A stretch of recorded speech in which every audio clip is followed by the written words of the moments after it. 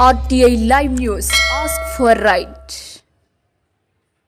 కాగజ్ నగర్ పట్టణంలోని అంబేద్కర్ కూడలిలో ప్రజాపిత బ్రహ్మకుమారి ఈశ్వరీయ విశ్వవిద్యాలయం వారి ఆధ్వర్యంలో నషాముక్త భారత్ అభియాన్ ర్యాలీ నిర్వహించారు. ఈ ర్యాలీని సిర్పూర్ శాసనసభ్యులు డాక్టర్ పాల్వై హరీష్ బాబు జెండా ఊపి ప్రారంభించారు. ఈ సందర్భంగా మాట్లాడుతూ కళ్ళు, సారాయి, గుట్కా మరియు ఇతర మత్తు పదార్థాలు సేవించి చాలా మంది తమ ఆరోగ్యాన్ని చెడగొట్టుకుంటున్నారని, ఎంతో మంది క్యాన్సర్ల బారిన పడుతున్నారని అన్నారు. ప్రత్యేకించి యువత వ్యసనాలకు దూరంగా ఉండి భవిష్యత్తును నిర్మించుకోవాలని యువతకు పిలుపునిచ్చారు. ఈ కార్యక్రమంలో బ్రహ్మకుమారి మనీషా, బ్రహ్మకుమారిలు, పట్టణ ప్రజలతో పాటు తదితరులు పాల్గొన్నారు.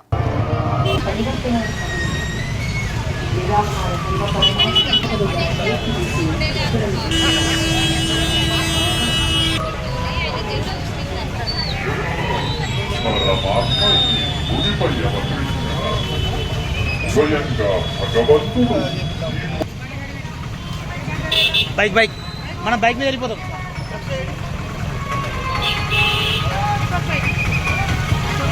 హలో జర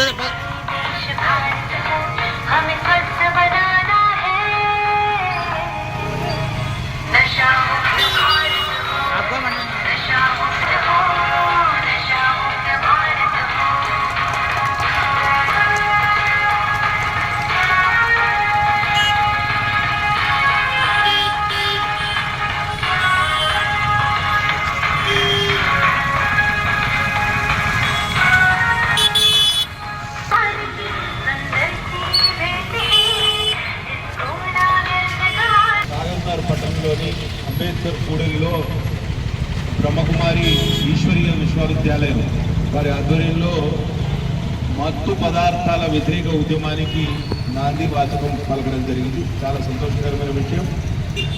ఈ దాదాపు దేశవ్యాప్తంగా 20 వాహనాలు, ఇటువంటి వాహనాలను తయారు చేసి ప్రజల్లో చైతన్యం కలిగించే కార్యక్రమం బ్రహ్మకుమారిల సంస్థ ద్వారా ఏర్పాటు చేయడం జరుగుతుంది. వాళ్ళ కాగజ్ పట్టణానికి ఇవాళ జెండా ఊపి ఈ ర్యాలీని ప్రారంభించడం, ఆ అవకాశాన్ని నాకు కల్పించిన ప్రజలు పీకే మనీషా గారికి ధన్యవాదాలు.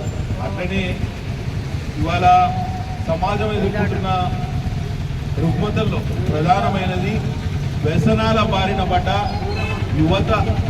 వారిని ఈ వ్యసనాల నుండి ఎట్లా విముక్తి కల్పించాలనే ఆలోచన దేశవ్యాప్తంగా, ప్రపంచవ్యాప్తంగా జరుగుతుంది.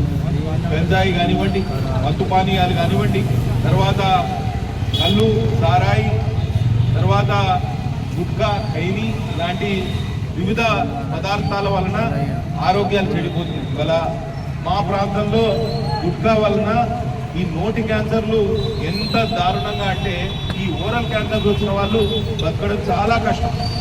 కాబట్టి